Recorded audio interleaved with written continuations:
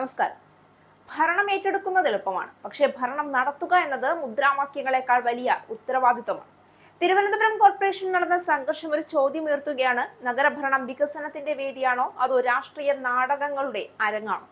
അധികാരവും പ്രതിപക്ഷവും പരസ്പരം കുറ്റപ്പെടുത്തുമ്പോൾ നഷ്ടമാകുന്നത് ജനങ്ങളുടെ വിശ്വാസമാണ്.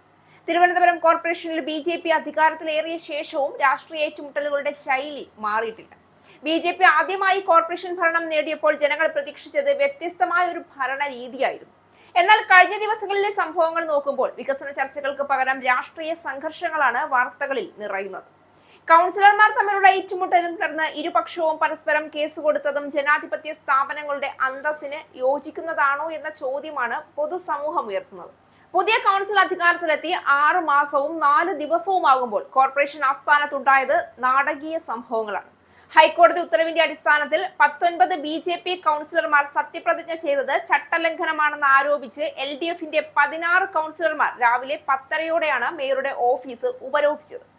ചേംബറിലേക്ക് കടക്കാൻ മേയർ സ്ഥിരം ഉപയോഗിക്കുന്ന വഴി അടച്ചായിരുന്നു LDF അംഗങ്ങളുടെ സമരം.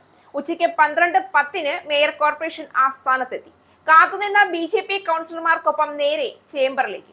മേയറെ കണ്ടതും LDF അംഗങ്ങളുടെ മുദ്രാവാക്യം വിളി കൂടുതൽ ഉച്ചത്തിലായി. മറ്റൊരു വാതിൽ വഴി ചേംബറിലേക്ക് കടക്കാമായിരുന്നെങ്കിലും സ്ഥിരം ഉപയോഗിക്കുന്ന വഴി തന്നെ മേയറും തിരഞ്ഞെടുത്തു.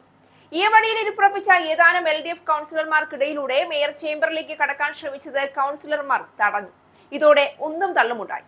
ഇതിനിടയിൽപ്പെട്ട മാധ്യമ പ്രവർത്തകർ ഉൾപ്പെടെ നിലത്തിരിക്കുകയായിരുന്നവരുടെ മേലേക്ക് വീണതോടെ സ്ഥലത്ത് കൂട്ടക്കരച്ചിലുയർന്നു. നിലത്ത് വീണ മേയർ എഴുന്നേൽക്കാൻ പലതവണ ശ്രമിച്ചുവെങ്കിലും കഴിഞ്ഞില്ല. കൂട്ടപ്പൊരിച്ചിലിനിടെ സന്ദർശകർക്കായി നിർത്തിയിട്ടുള്ള കസേരയുടെ വക്കിൽ തലയിടിച്ചാണ് LDF അംഗവും സ്ഥിരസമിതി അധ്യക്ഷയുമായ സിന്ധു ശശിയുടെ നെറ്റി പൊട്ടിയത്. ഏറെ നേരത്തെ ബഹളത്തിനൊടുവിൽ പോലീസ് എത്തി ഓരോരുത്തരെയായി പിടിച്ചുമാറ്റി. അരമണിക്കൂറിനു ശേഷം മേയർ ചികിത്സ തേടി.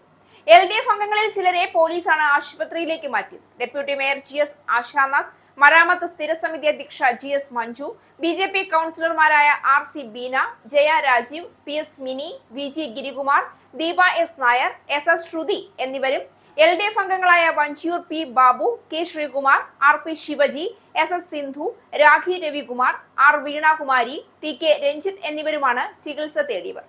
മേയർ VV രാജേഷ് ഭരണത്തിന്റെ മുഖമാണ്. അതിനാൽ കോർപ്പറേഷനിൽ സമാധാനവും ഭരണപരമായ അച്ചടക്കവും ഉറപ്പാക്കേണ്ട ഉത്തരവാദിത്വം അദ്ദേഹത്തിനുണ്ട്.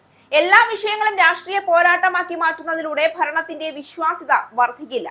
ഭരണകക്ഷിയുടെ നേതാവെന്ന നിലയിൽ സംഘർഷം ഒഴിവാക്കാനും സംവാദത്തിന് നേതൃത്വം നൽകാനും കഴിയാത്ത സാഹചര്യം വിമർശനത്തിന് വിധേയമാകുന്നത് സ്വാഭാവികമാണ്. അതേസമയം സംഭവവുമായി ബന്ധപ്പെട്ട് LDFും BJPയും പരസ്പരം പരാതി നൽകിയതിനെ തുടർന്ന് ഇരുവിഭാഗങ്ങളിലെയും അംഗങ്ങൾക്കെതിരെ പോലീസ് കേസും എടുത്തിട്ടുണ്ട്. അതിനാൽ ഉത്തരവാദിത്വം ഏകപക്ഷീയമായ ഒരു വിഭാഗത്തിന്മേൽ മാത്രം ചുമത്താൻ നിലവിലെ വിവരങ്ങൾ അനുവദിക്കുന്നില്ല. BJP കേരളത്തിൽ എന്നും ഉന്നയിച്ചിരുന്ന പ്രധാന വിമർശനം CPMന്റെ രാഷ്ട്രീയ സംസ്കാരത്തിനെതിരായിരുന്നു. എന്നാൽ അധികാരത്തിൽ എത്തിയ ശേഷം അതേ രീതിയിലുള്ള പ്രതിഷേധങ്ങളും ഏറ്റുമുട്ടലുകളും തുടരുകയാണെങ്കിൽ ഞങ്ങൾ വ്യത്യസ്തരാണെന്ന അവകാശവാദം ജനങ്ങൾ ചോദ്യം ചെയ്യും. പ്രതിപക്ഷത്തിരിക്കുമ്പോൾ ഉന്നയിച്ച ധാർമ്മികത അധികാരത്തിലിരിക്കുമ്പോഴും പാലിക്കപ്പെടണം, അല്ലെങ്കിൽ അത് രാഷ്ട്രീയ അഭിനയം എന്ന വിമർശനത്തിന് ശക്തി പകരും. ജനങ്ങളൊരു രാഷ്ട്രീയ പാർട്ടിയെ അധികാരത്തിലെത്തിക്കുന്നത് സംഘർഷങ്ങൾ കാണാനല്ല, നഗരത്തിന്റെ മാലിന്യ പ്രശ്നം, റോഡുകൾ, കുടിവെള്ളം, പൊതുസേവനങ്ങൾ എന്നിവ മെച്ചപ്പെടാനാണ്. കോർപ്പറേഷൻ കൗൺസിൽ രാഷ്ട്രീയ പ്രകടനങ്ങളുടെ വേദിയാകുമ്പോൾ നഷ്ടമാകുന്നത് ജനങ്ങളുടെ സമയവും നികുതിപ്പണവും വിശ്വാസവുമാണ്. അവസാനം ഒരു കാര്യം മാത്രം പറയാം. അധികാരത്തിലിരിക്കുന്നവർക്ക് പ്രതിപക്ഷത്തെക്കാൾ വലിയ ഉത്തരവാദിത്വമുണ്ട്. സംഘർഷത്തിന് മറുപടി സംഘർഷമല്ല, ഭരണമാണ്. വികസനത്തിന് പകരം രാഷ്ട്രീയ നാടകങ്ങളാണ് ജനങ്ങൾക്ക് മുന്നിൽ അവതരിപ്പിക്കപ്പെടുന്നതെങ്കിൽ അത് ഭരണ വിജയമല്ല, ജനങ്ങളുടെ പ്രതീക്ഷകളെ നിരാശപ്പെടുത്തുന്ന രാഷ്ട്രീയ അഭിനയമാണ്.